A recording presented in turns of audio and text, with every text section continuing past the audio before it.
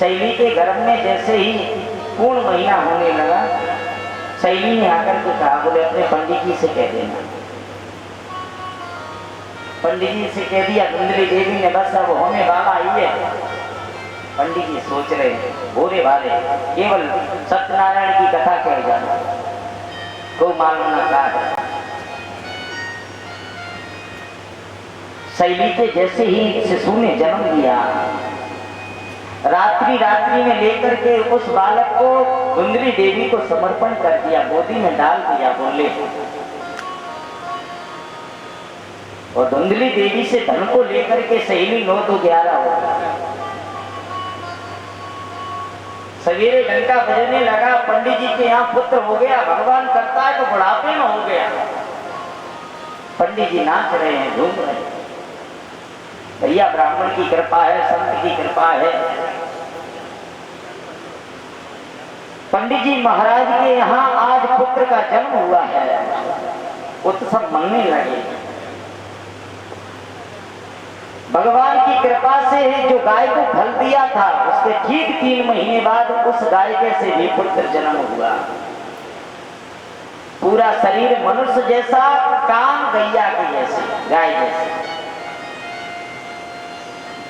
गोकेशु इंद्रियसु सागोकर, गाय की इंद्रियों से उत्पन्न जो बालक हुआ है, गाय ने जो बच्चे को जन्म दिया है, उसका नाम गोकर्ण नाम से व्याख्या किया है। और जो शैली का बेटा लेकर के धुंधली देवी बैठी है, पंडित जी कहने लगे एक काम करो, बालक का नामकरण तो कर लो। धुंधली देवी कहती है कर लो। करो, क्या नाम रखो? आत्मदेव कहते हैं मेरा नाम आत्मदेव है, तो मेरे पुत्र का नाम परमात्मा देव होगा। धुंधली देवी ने आकर के कहा, बोले महाराज जय हो, 9 महीने दर्द हमने सहन करे, गर्भ में हमने धारण किया, लालन पालन हम करेंगे, नाम तुम्हारे नाम से मिलता जुलता नहीं हो सकता। पंडित जी बोले जो तेरी इच्छा हुई वो रख लो। धुंधली कहती है मेरा नाम धुंधली है, तो मेरे पुत्र का नाम धुंधकारी होगा। जैसी इच्छा, तो एक गोकर्ण एक धुंधकारी। पंडित जी के यहाँ जो धन है वो पंडिताई है। गोकर्ण जी महाराज भगवत भक्त हैं, और धुंधकारी सवेरे से ही शुरुआत जिसकी खराब है। कंचा खेलना स्टार्ट हुआ, बड़ा हुआ, कंचे से पत्ता खेलता है, ताश खेलता है, और 2-4 रुपए लगा उठा। बड़े बड़े जुआओं में जा, चांदी और सोना घर में था, उसको ढोकर के ले जाता है, जुए में हार गया।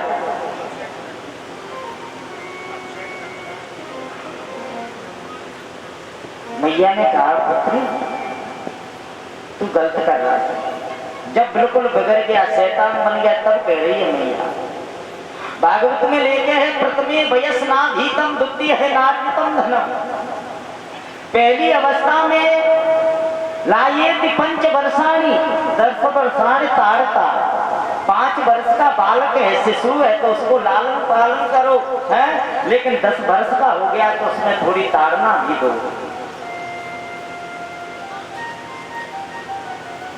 मैया ने बिल्कुल ताड़ना नहीं दी। आज वही आत्मदेव जी महाराज एक काल कोठरी में कमरे में बंद होकर के रो रहे हैं। भगवान इससे तो ये होता ही नहीं, तो बढ़िया था बिना पुत्र का से। और उस दिन ब्राह्मण ने कही थी, भगवान ने कही थी हमसे कि यदि पुत्र यदि कुपुत्र न कर गया तो पंडित जी जीवन पर्यंत रोना पड़ेगा। यदि उस दिन हम उनकी बात को मान लेते तो शायद हमारा जीवन धन्य होता। आज रो रहे हैं बैठे हुए कमरे के अंदर में, जो गाय से उत्पन्न है। गोकर्ण जी महाराज ने अपने पिताजी के रुदन को सुना तो चलकर के कमरे में चले गए गोकर्ण जी महाराज। और कहा पिताजी क्यों रोते हो? गोकर्ण जी महाराज से आत्मदेव जी कह रहे हैं, बोले पुत्र इतना बैराग नहीं है कि मैं घर को छोड़ सकूं, और घर में रहूं तो रहूं कैसे कि पुत्र ने तो नरक का अड्डा बना दिया है। जिस अलमारी के अंदर में लड्डू गोपाल विराजमान थे, आज उनके पुत्र धुंधकारी ने उसको अड्डा बना करके तैयार कर दिया है। गोकर्ण जी महाराज कहते हैं, बोले पिताजी सुनो, ये शरीर का संबंध, कौन किसका बेटा, कौन किसका पिता, कौन किसकी माता, कौन किसकी पुत्री, ये शरीर का संबंध है। हमारे पिताजी, हमारे पूर्व यहाँ से छोड़ करके चले गए, का को टेलीफोन आवेगा ऊपर से कि हम नरक में के स्वर्ग में, या जिसको अपना तो पुत्र मानते हैं, आने से पहले कभी सूचना दी थी कि पुत्र हम पिताजी आ रहे हैं तुम्हारे घर में जन्म लेकर के, किसी का तुम्हारे पास में फोन आया? तो पिताजी किसका? शरीर का संबंध है, आत्मा का संबंध है, वो परमात्मा से है। और तुम तो पिताजी बैराग के लिए जाओ के देही स्तिमा सरोधरे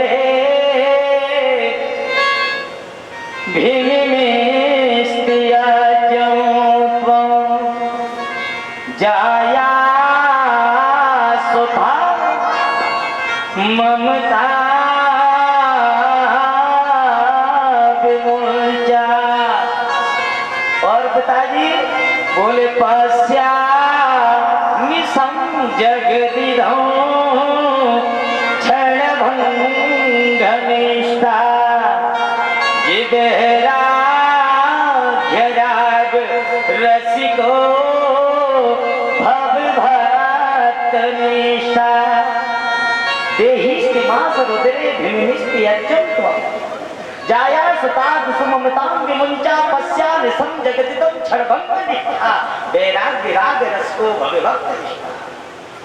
पिताजी ये शरीर का संबंध है, आत्मा का संबंध एक गोपाल से है, आत्मा का संबंध एक परमात्मा से है, और परमात्मा से संबंध बना करके तो मैं कहता हूँ मैं भी तुम्हारा पुत्र हूँ।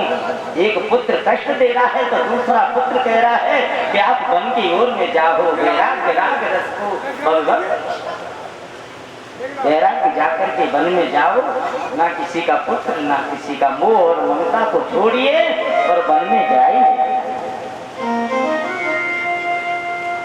गोकर्ण जी महाराज के हृदय पे गोकर्ण गीता है, और उस गीता को सुनकर के अपने पुत्र से पंडित जी आत्मदेव जी महाराज वन की ओर चल दिए, अर्धरात्रि में घर को त्याग दिया।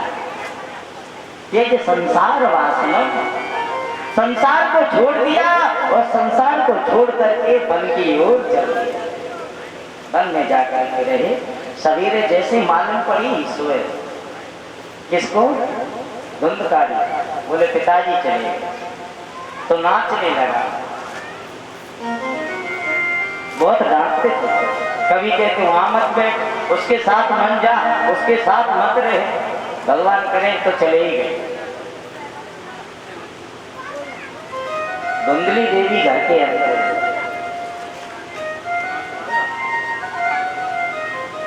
पूरा जो पंडित जी ने दाम को कमाया पैसा, उसको हार करके नीचे बैठा हुआ है। मैया से कहता पैसा ला। धुंधली कहती है मेरे पास पैसा है ही नहीं, पैसा कहां से ला, तूने बर्बाद कर दिया। तो डंडा लेकर के मारता है। जब मारता है तो धुंधली देवी को याद आती है, शायद ये मेरे गर्भ से यदि जन्म लेता तो शायद ऐसे मुझे नहीं मारता। शैली का तो पुत्र है, उसको क्या दया ही नहीं, और ऐसे जीने से तो मरना ही चूका है, नीचे कर लिया धुंधली देवी ने। अर्धरात्रि में उठ करके ही अंधकूप में जाकर के धुंधली देवी ने पंच भौतिक शरीर का त्याग कर दिया। बोले राधे,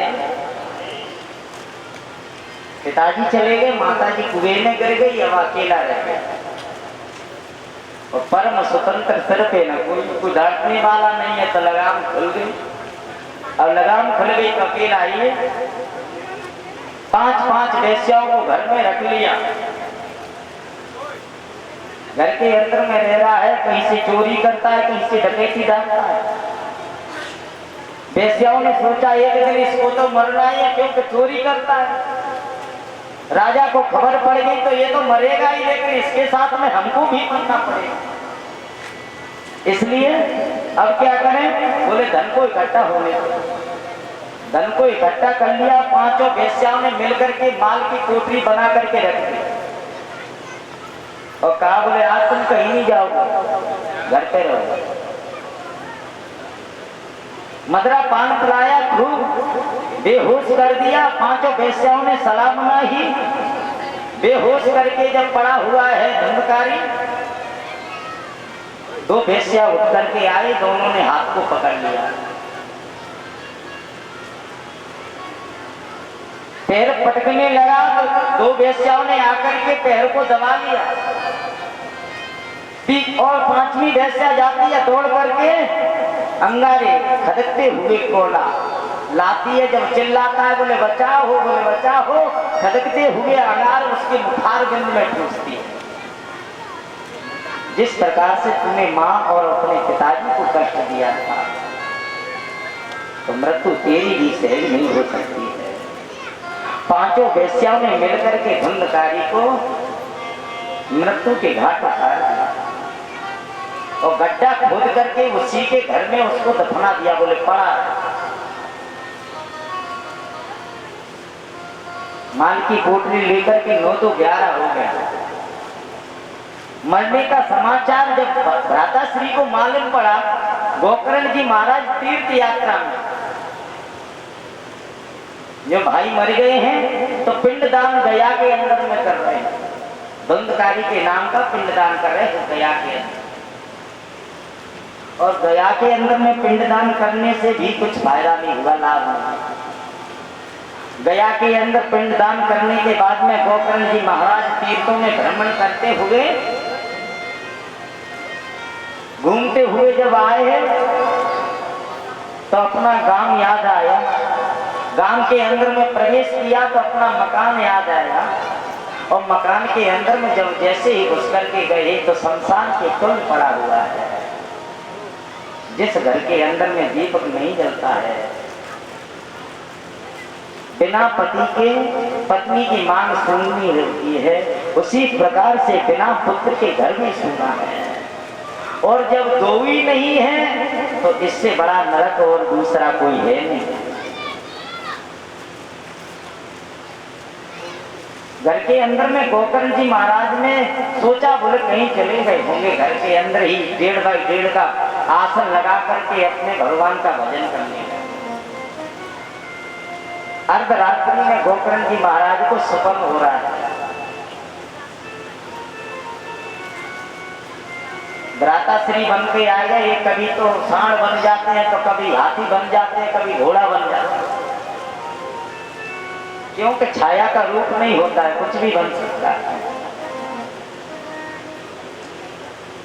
गोकर्ण जी सोचने लगे भैया के काल के सपनों देख रहे हैं कि परेशानी है। गोकर्ण जी महाराज ने जो तीर्थों का जल लेकर के कमंडलों में आए, हाथ में लिया, तीर्थों का जल लेकर के आमंत्रित करके मंत्र पढ़ करके जब छींका और जैसे ही छाया के ऊपर पड़ा तो दोनों हाथ जोड़ करके बोलने लगा,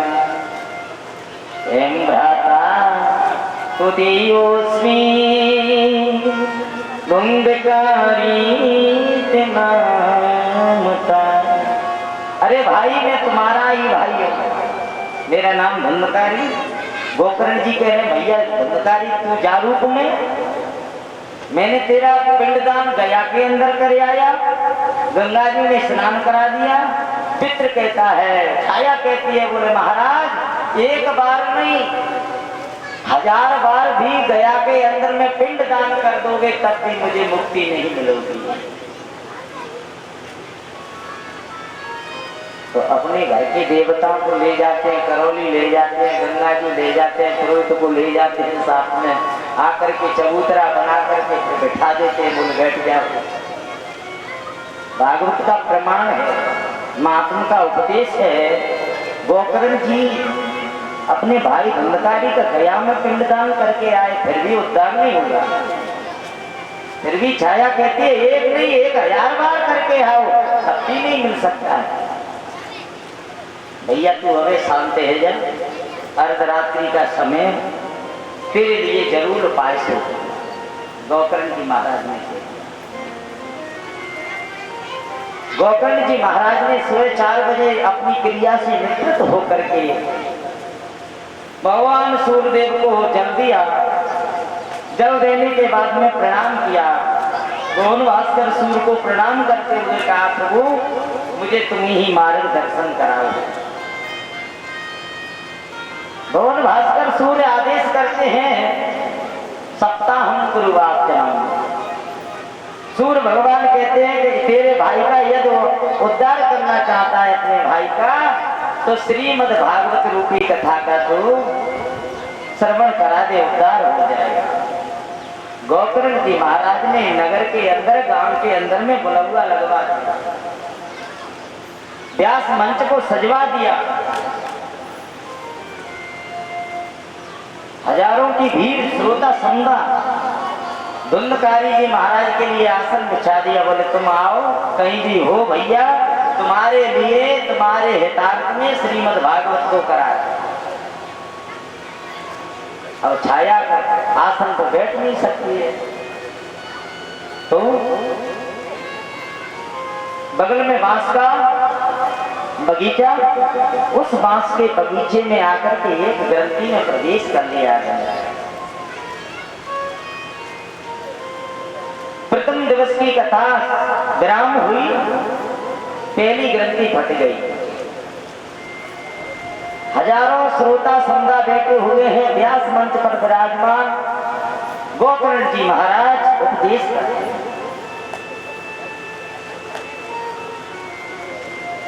गोकर्ण जी महाराज ने 7 दिन तक कथा को श्रवण कराया अपने भाई के लिए, तो 7 ग्रंथि फट करके और देव रूप में प्रकट होकर के हाथ जोड़ करके खड़ा। भैया तुमने बचा दिया। हजारों लोग समुदाय बैठे हुए बोले महाराज सुखदेव जी वर्णन कर रहे थे, श्री सूत जी महाराज सोनकादिक ऋषियों को उपदेश कर रहे थे कि एक विमान आकाश से उतर करके गोकर्ण जी महाराज ने बुला लिया। किसके लिए? बोले अपने भाई के लिए। विमान पर आरूढ़ होकर के धुंधकारी जा रहा है। हजारों लोगों ने सुना। बोले भैया कथा तो हमने भी सुनी, विमान ये कैसे आया प्रभु? कुछ फर्क? तब गोकर्ण जी महाराज कहते हैं आपकी कथा का सुनने में कुछ तकलीफ है। 3 प्रकार की श्रोता आप बताए हुए हैं। एक श्रोता, एक सरोता, एक सोता, ये तीनों प्रकार का। सरोता है वो सुनता है, जो श्रोतभ्यम कीर्तभ्यम, जिसने सुनकर के हृदय में धारण किया वो पक्का श्रोता है। और सरोता क्या है? सरोता कहते हैं सुपारी को काटने वाला होता है, कटाकट कटाकट कटाकट। तो यहाँ कौन सी सपाड़ी कट रही है? यहाँ भी कट रही है। व्यास मंच तो ठीक है, पांडालू बढ़िया लगी है, फूल रूम चन्मय। अब भैया माल बनाने जने कैसे मन में इच्छा है।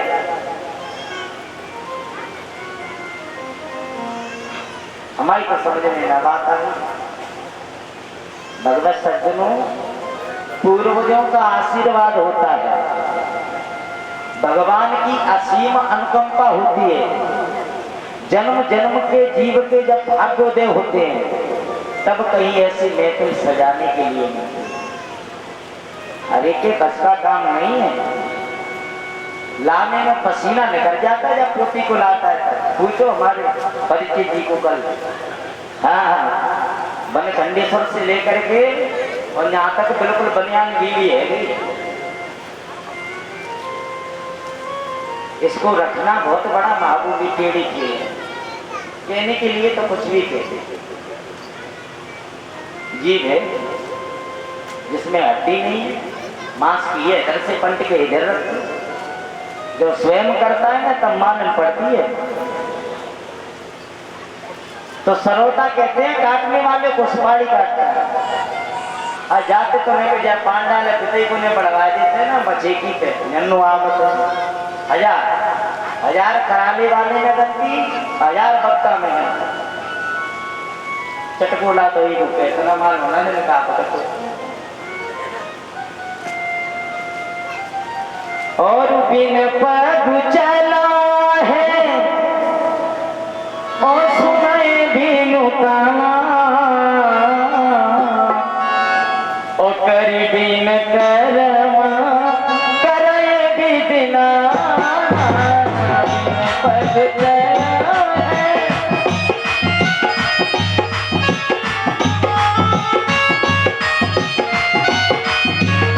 बिन पग चला सुने बिन काना कैसा हुआ?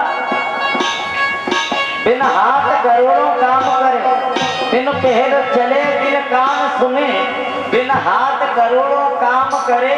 हे निराकार, हे परमेश्वर, तू ईश्वर देह कभी न धरे। जिसके कान नहीं है फिर भी हजारों की सुनने वाला, हाथ नहीं है फिर भी कचहरी के अंदर में फर्क पड़ जाता है। ये गोपाल की कृपा है। तो सरोता है काटने वाला, एक सोता है। आज बड़ी कृपा है, पानी का करो, कल यहाँ कुर्सी नहीं होती, आज कुर्सी बैठने की। देखो जो अब बातें देखो, घरे तो स्वर्ण दे रहे मोड़ी वाला बच्चा न स्वर्ण रहे तो वो लाइट चली जाते हैं, कबू कछू है जाते हैं, कूलर चली रहे हैं। यहाँ तो लाइट चली है तो 1 घंटे में क्या 5 मिनट में जनरेटर चालू हो जाएगा। बोले राधे राधे। ऐसी जगह देते हो ताकि कमर टिक जाए। और 3 घंटा की ऐसी समाधि लगाते हो तो जयकारा लगे हो बाल कृष्ण लाल की, तब बड़बड़ावे हो पड़ोसी के वो तो जग जा बेरी। कैसी कथा भैया बहुत बढ़िया है। अब मानो तीना का का भाव प्राणी हो। तो सरोता और सोता इनके लिए ना दिमाग आता है ना भगवान के धाम के अंदर में इनके लिए कोई जगह है। जिसने सुना है और सुनने के बाद में उसने चिंतन किया है, हृदय में धारण किया है, कथा को सुन करके जरा के नहीं चले गए पांडाल में, भैया तेरे पूजा में प्रसाद लेने के बाद में गए। कथा सुनने के बाद में घर के अंदर में जाओ, घर में जाकर के एकांत में बैठो 45 मिनट तक, आध घंटा, और आध घंटा अकेले में बैठ करके चिंतन करो। शरीर मेरा है तो मर क्यों जाता, आंखें मेरी है तो अंधी क्यों हो जाती, कान मेरे हैं तो बहरे क्यों हो जाते। तो न शरीर अपना है, न कान अपने हैं, न नेत्र अपने हैं, केवल एक आत्मा है, विशुद्ध है। नैनम चित्तम सहस्त्राणी नैनम दया, हजारों इसमें चिंगारी लगा करके इसको जलाओगे तो जल नहीं सकती है। हजारों तलवार लेकर के इसको काटोगे तो काट नहीं सकते हैं। वो विशुद्ध आत्मा जो शरीर में पड़ी हुई है, तो तुम्हारे अंदर से आवाज आएगी कि चल रे हंसा यमर लोक को, यहाँ कोई नहीं तेरा है, जग वालों का हुआ अंधेरा, अपना हुआ सवेरा। जब इतना हो जाता है कि ये संसार मिथ्या है, एको हम होश्यामी ब्रह्म सत्य जगत में, परमात्मा एक है, वो कैसा है, वो त्रिकालवादी सत्य है। और परम सत्य भगवान के वचनों को श्रवण करने के बाद में बोले उसमें आनंद है, और जो परमानंद मिल जाए वो भगवान की कथा है। बोले राधे।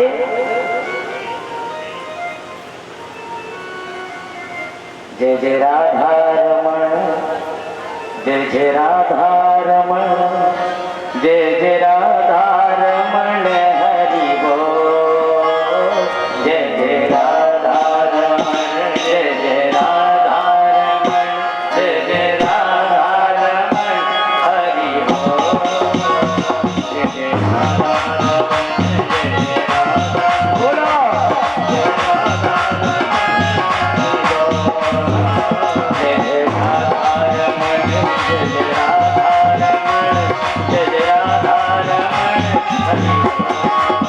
जय जय राधा रमण, जय जय राधा रमण, जय जय राधा रमण हरि बोल। हरि बोल, हरि बोल, हरि बोल, माधव बोल। हरि बोल, हरि बोल, हरि बोल, हरि बोल, माधव बोल, कृष्ण बोल।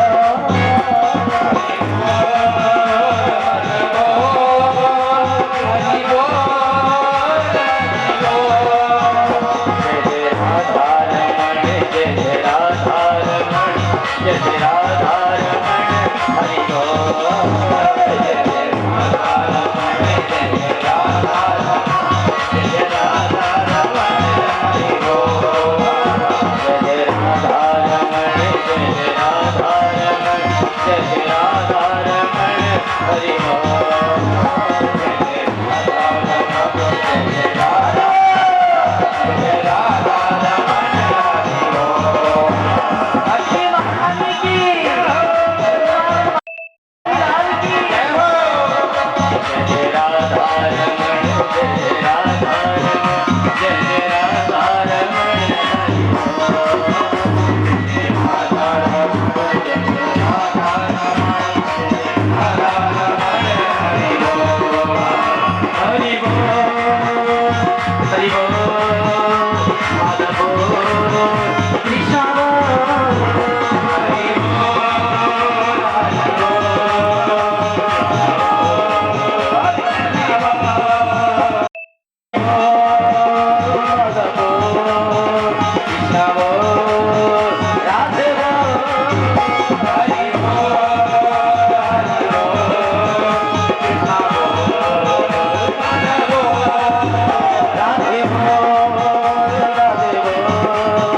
Krishna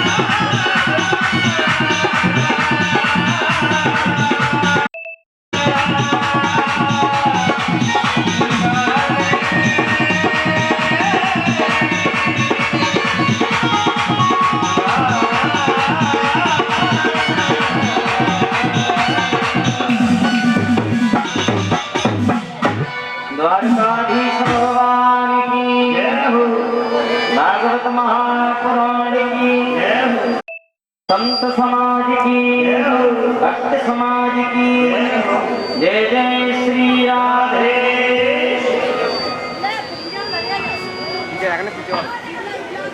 उसी जगह पर विराजमान गंधकारी का भागवत के अंदर में मुझको प्राप्त हुए।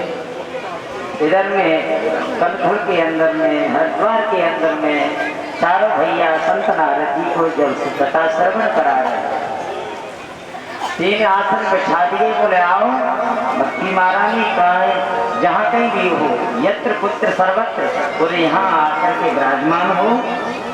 भक्ति महारानी ज्ञान और वैराग्य को लेकर के भगवत पांडाल में गई, जहाँ चारों भैया श्रोता और वक्ता भी संत नारद जी श्रोता समुदाय के रूप में विराजमान। संतों की भीड़ मालूम पड़ी कि नारद जी कथा करा रहे हैं, तो नारद जी तो एक क्षण के लिए बैठते हैं, क्षणे रुष्टा भैया। फिर 7 दिन एक आसन पर बैठ करके कैसे कथा कराई। भक्ति महारानी साक्षात विराजमान होकर के हाथा थैया नाचते करते हुए और बीच भगवत पांडाल में विराजमान हो। कौन कौन देवता साक्षी है उसमें? पहलाद स्थलधारी तरलगतया चोटबो कांस्यधारी वीणाधारी। वीणाधारी इनकी पहला की कांसा बजा रहे हैं, सनक सरेंद्र कुमार जयकारी की ध्वनि लगा रहे हैं। भक्ति महारानी से रह ही नहीं गया तो वृंदावन में आकर के हाथा थैया करके बाल कृष्ण प्रभु के साथ में अद्भुत नृत्य किया। ज्ञान वैराग्य का बुढ़ापा दूर हुआ। बाल कृष्ण लाल की भागवत बुढ़ापा भी दूर करती है और मुक्ति का भी साधन है। हाँ, दोनों की भगवान रक्षा करता है और साक्षात भागवती में ये बात वर्णित है। महात्मा को प्रणाम सत्संग में स्मरण करते हुए, प्रणाम करते हुए और प्रथम स्कंद की ओर चलते हैं।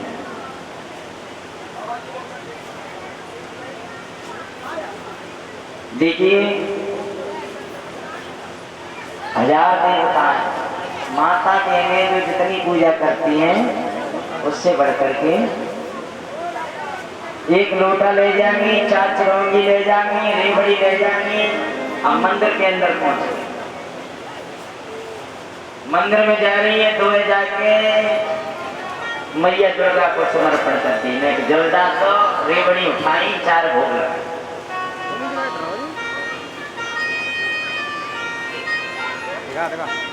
हनुमान जी महाराज के मंदिर में गई, वहीं भी जल चढ़ाया, भोग लगा। भैरव जी की अब तब तक क्या हुआ कि सारे देवता इतने ज्यादा बैठे तो जल भी निकट गया, प्रसाद भी निकट गया।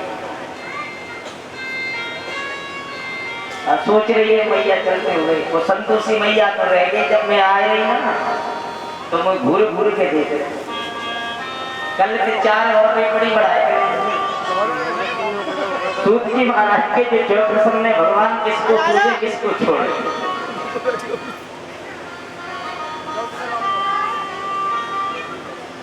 तो प्रभु हमेशा भगवान निष्ठा एक में रखो और एक साधे सब सदे सब साधे सो जाए।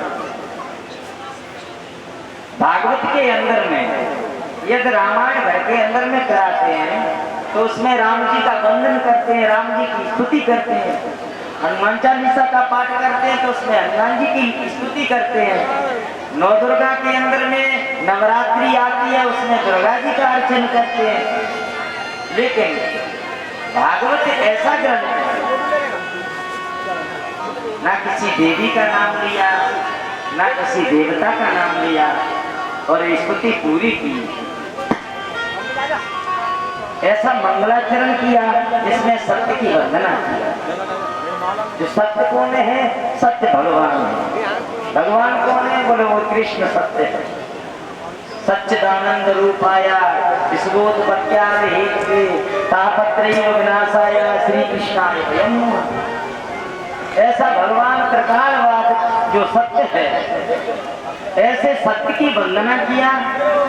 और भागवत के प्रारंभ करते हैं, क्या वंदना है, भागवत महाराज को प्रणाम करते हुए और मंगलाचरण की ओर चलते हैं। भागवत भगवान की स्वागत भी करते चलो, जाइए देखते चलो। जन्माद्यस्य यतुं भयादिकर्ता चार्ते सुवेज्ञस्वरा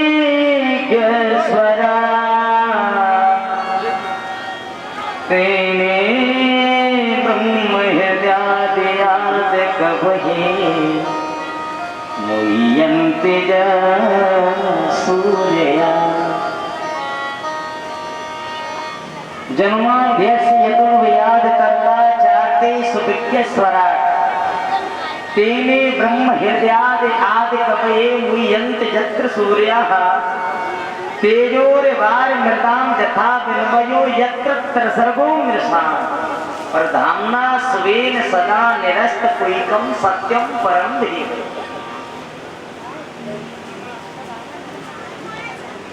जन्माद्यस्य, जिसने जन्म नहीं लिया, जन्म और मृत्यु से परे है।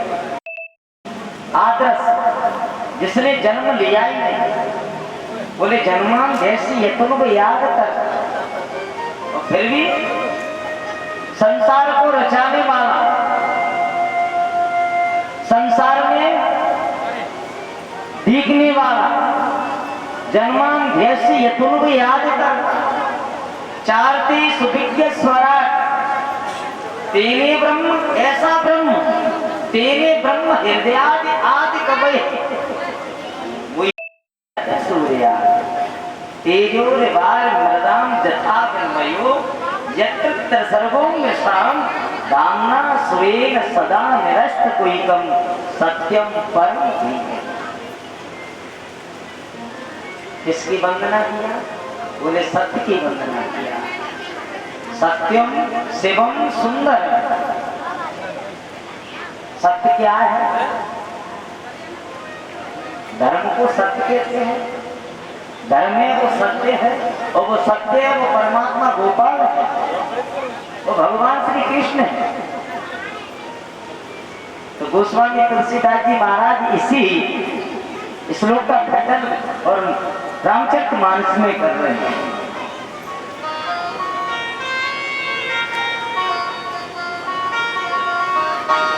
ओए धर्म दूसरा ऐसा सत्य समाना, धर्म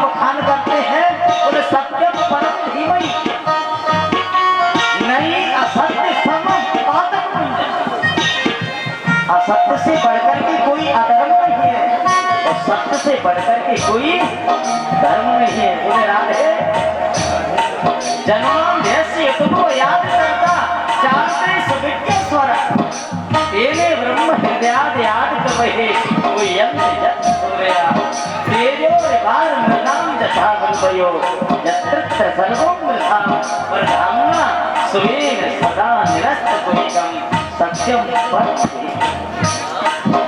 त्रिकालदर्शी जो परमात्मा सत्य है, भगवान कैसे वो त्रिकालदर्शी, अंत में भी सत्य, पहले भी सत्य, बीच में भी सत्य है, और अंत में जो बचता है वो भी सत्य। ऐसा परमात्मा सत्य की वंदना किया। धर्म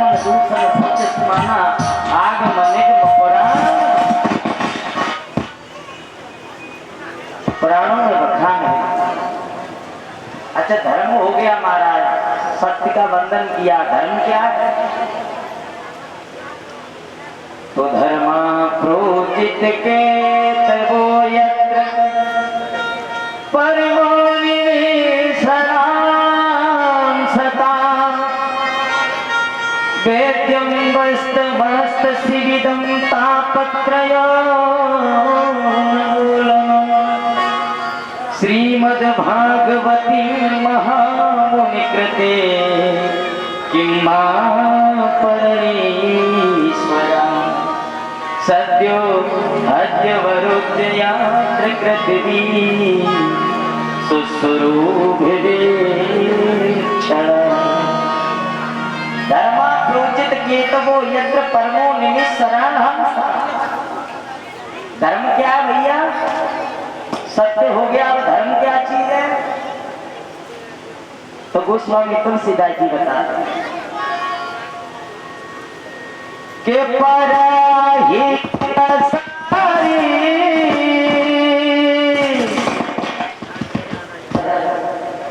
डांट भैया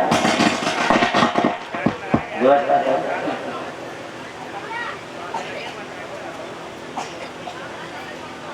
अभी ये विकराल आ गए पराहित सारी साधर्मा नाई भाई ओ परपीड़ा समनाई आधमाई परहित सरिस धर्म नहीं भाई। धर्मा प्रोजित केतवो यत्र परमो निमिषराणां सबसे बड़ा धर्म क्या है? बोले परहित सरिस धर्म नहीं भाई पर पीड़ा सम नहीं।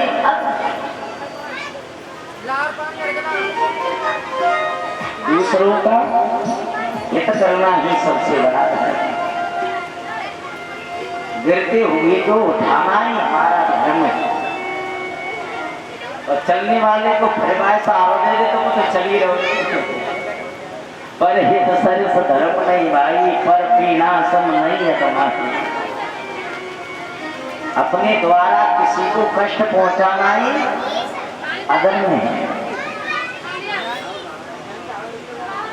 यदि किसी की आत्मा को ठेस पहुंचाना चोट लग जाना भाई तुम्हारा वैभव है शरीर से भयंकर है परिवार बड़ा है तो बोल नहीं सकता है लेकिन आत्मा को भी रोक लेगा।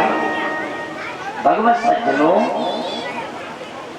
दो तुम कह रहे हैं दो हम कह रहे हैं ये तो यही फैसला है लोग के बराबर हो गए।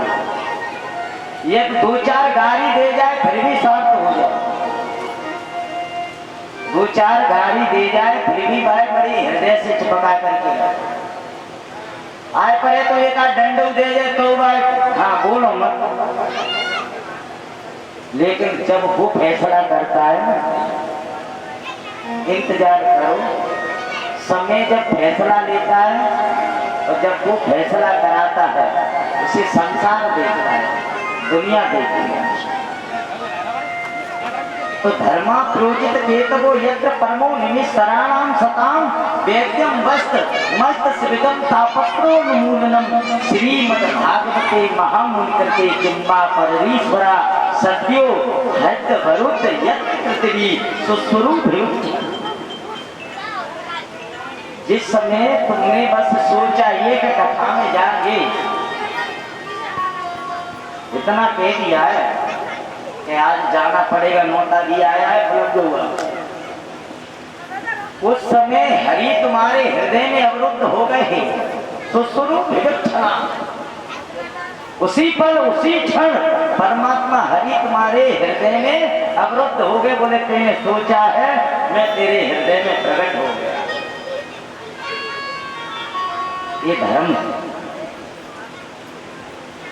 दूसरे श्लोक का खंडन करने के बाद में तीसरे श्लोक में प्रमाणित करते हैं जो संत नारद जी महाराज ने कही महाराज भागवत से क्या भागवत क्या है?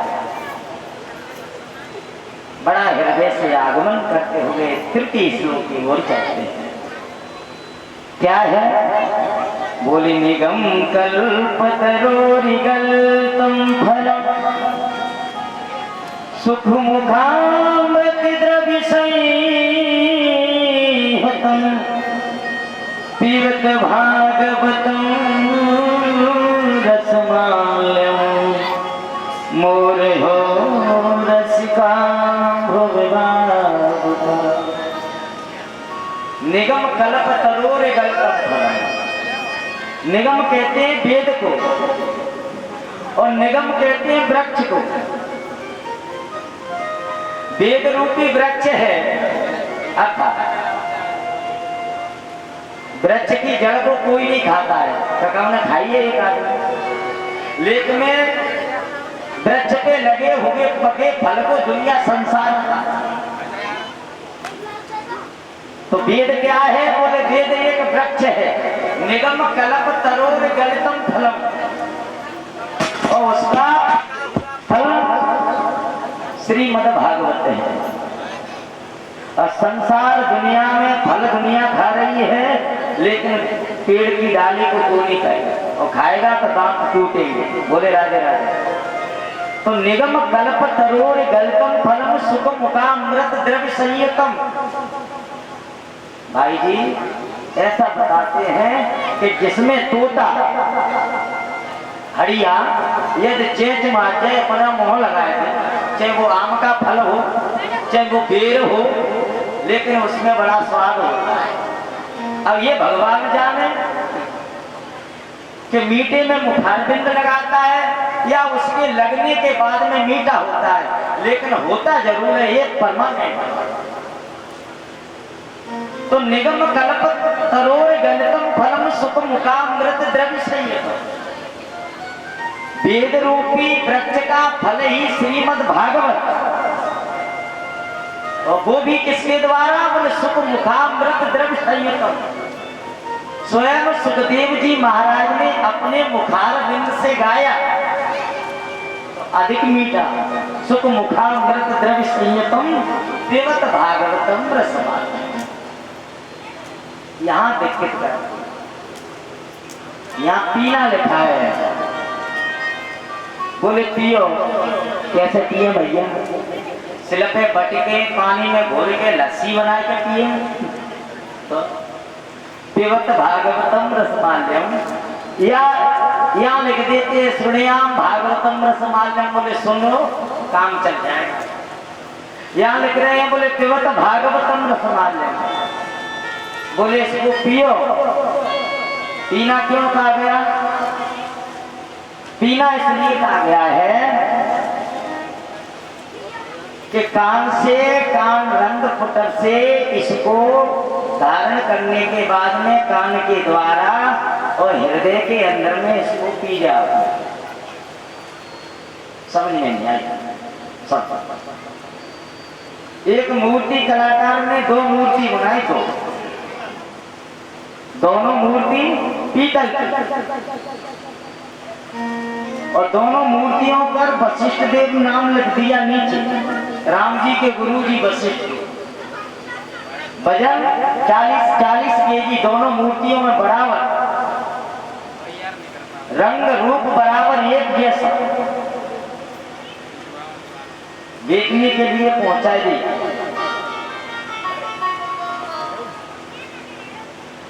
मूर्ति खरीदने वाले आ गए, बोले महाराज मूर्ति का भाव? बोले एक 500 रुपए की है, एक 50,000 रुपए की। एक मूर्ति 500 की है, एक 50,000। महाराज 50,000 रुपए वाली ने क्या सोना लगाया? एक रत्ती भी नहीं। दोनों ही मूर्ति 40 केजी वजन बराबर, दोनों ही मूर्ति पीतल की बनी। फिर दामों में इतना फर्क? बोले तुम प्रैक्टिकल करो, मूर्ति की परीक्षा लो, उसके बाद में दाम। संत ने आकर के देखा, बोले भैया ये मूर्ति स्वर्ण का सत्संग में जाता है, और जिसने सत्संग में गया है तो मूर्ति में भी कोई न कोई कराम आती है। संत ने आकर के कहा, बोले आपकी मूर्ति का भाव बोले 500 रुपये 50,000। परीक्षा करेंगे? बोले बिल्कुल कर। संत ने आकर के सूतरी ली, गीली करी, पतली बना करके कान छिद्र में डाला। कान छिद्र में डाल करके इधर से और इधर हो गई, पार हो गई। बोले 500 रुपये की। दूसरी मूर्ति के कान में सूतली को बटा और डाला, अंदर डाला, छोटा सा छिद्र था, कान से होकर के सीधी पेट में चली। बोले 50,000 रुपये की। भाई जी सुन करके इधर से और इधर निकाल दिया, वो 500 रुपये की। जिन हरि कथा हई सुनी नहीं गाना,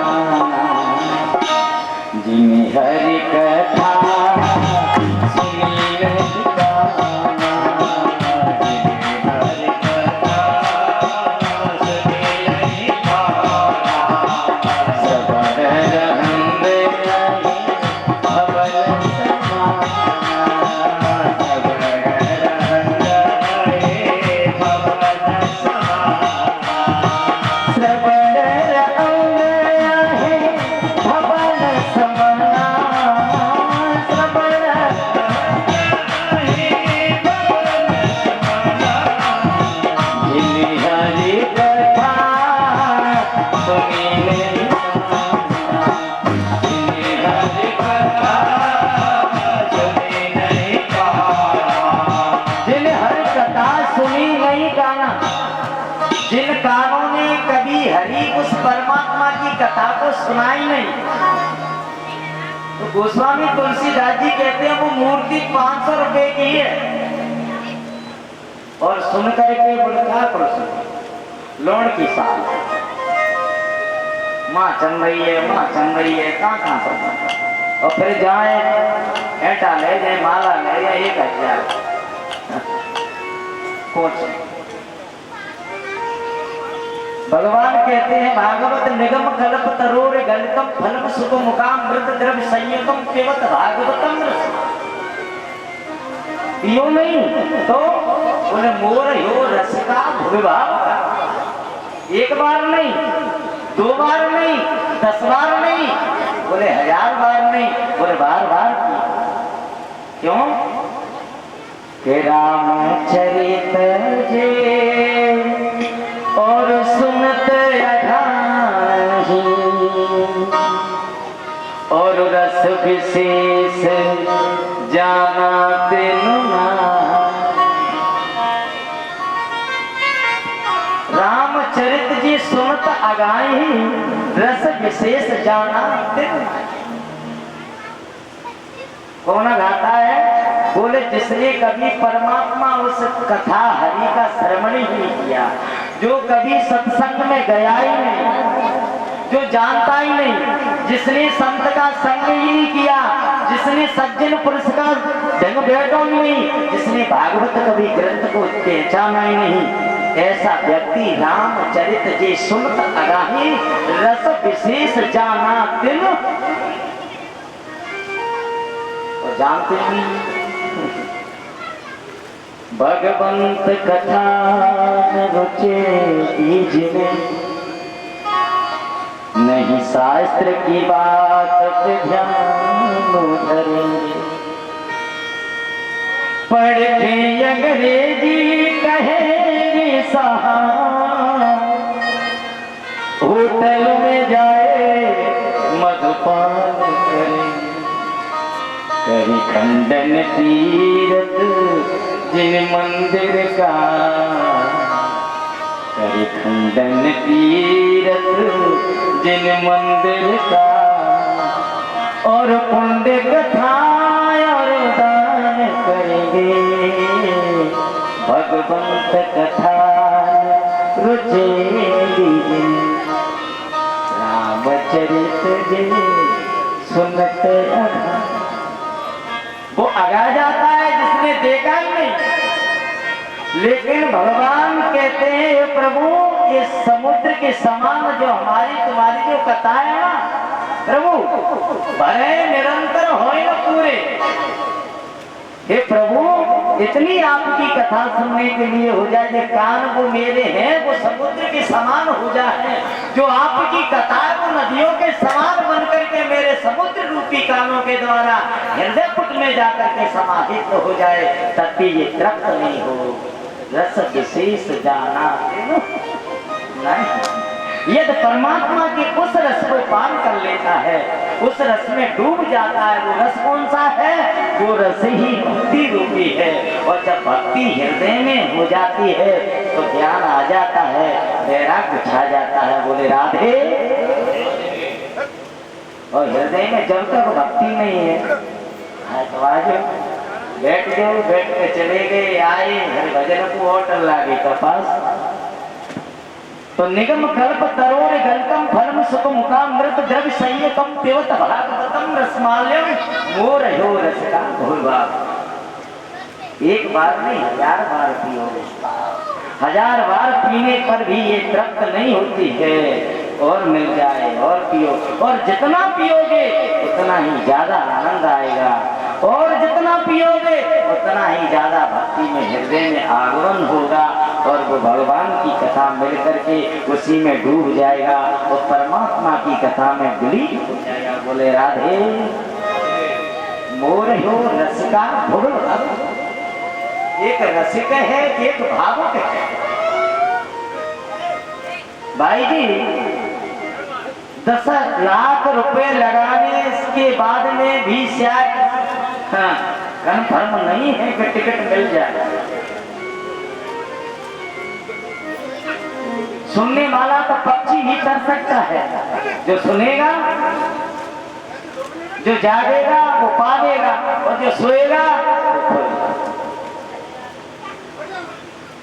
उठ जागी मुसाफिर हर भोर भई, अब रे कहाँ तू सोबत है, जो सोबत है सो खोबत है, जो जागत है सोई पावत है।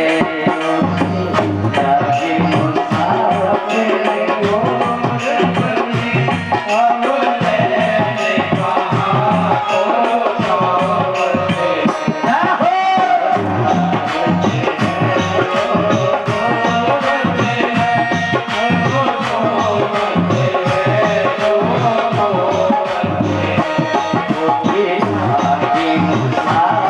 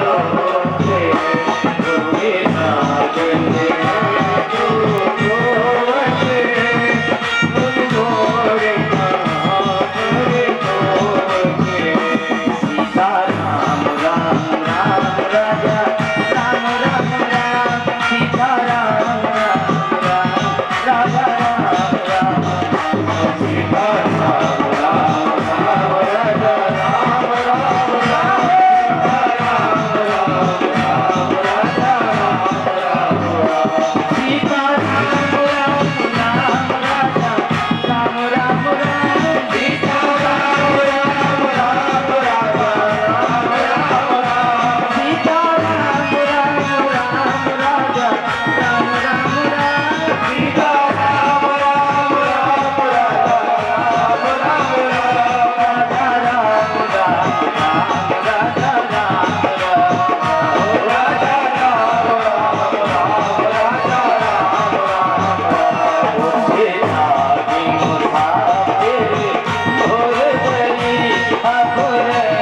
राम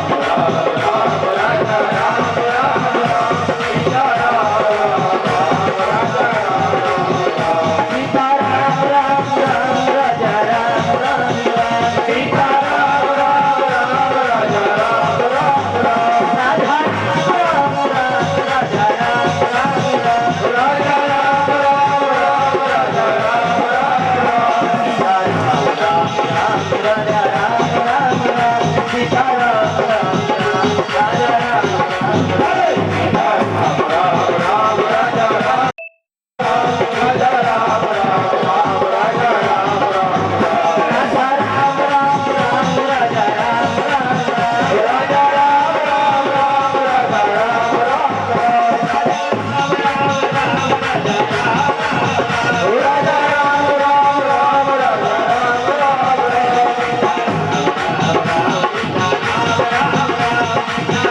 राजा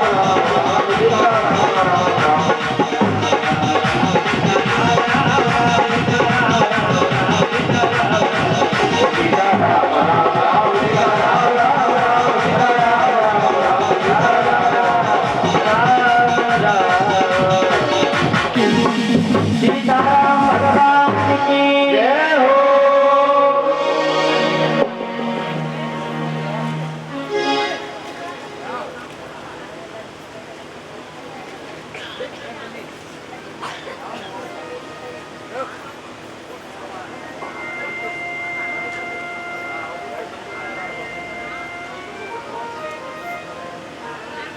भक्त वत्सल भगवान की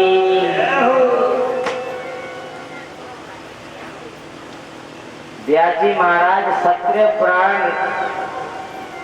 लिखने के बाद में सो गए। सो क्यों गई? बोले बुढ़ापा है, बुद्धि काम नहीं कर रही। और सत्य पुराण लिखने के बाद में व्यास जी महाराज हृदय में सोच रहे हैं कि मैंने जीवन में कुछ कर ही नहीं पाया, समाज सुधार के लिए मैंने कुछ नहीं कर पाया।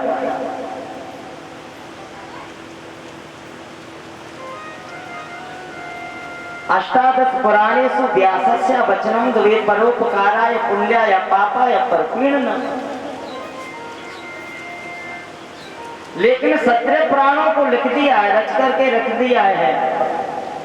18 पुराण के लिए सोच रहे हैं कि ऐसा कोई ऐसा ग्रंथ हो जिससे सदमार्ग का हो। एक अमर ग्रंथ ये मोक्ष पंचम वेद निराला नवजोत जगा में बान है।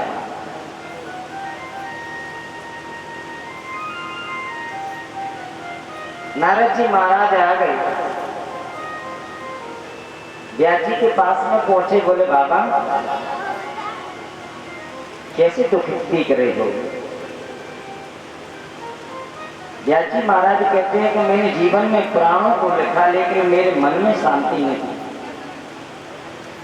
हृदय से मुझे आवाज आती है तो कुछ छूट रहा, कुछ रह गया है। तो क्या हुआ बाबा? जो रह गया उसको पूरा कर लो। बोले बुढ़ापा आ गया है, अब मेरा सामर्थ्य नहीं। नारद जी कहते हैं बाबा कोई बड़ी बात नहीं, जिसके लिए जब तैयार हो जाते हैं तो कोई बड़ी बात नहीं है। मैं अपनी कहानी बताता हूँ। संत नारद जी कहते हैं बाबा मेरे पिताजी खत्म हो गए, मेरी मैया मैं अकेला, दोनों घर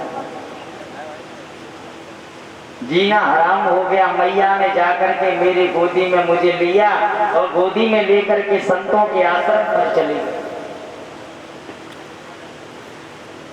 पूर्व जन्म का वृतांत सुनाने लगे संत नारद जी।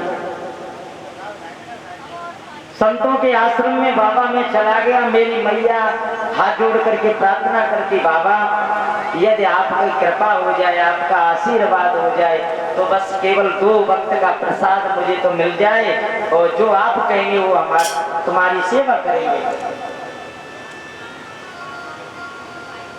सतग्रस्त संतों के आश्रम में जाकर के मैया ने मुझे ले गई। बाबा संतों ने अंदर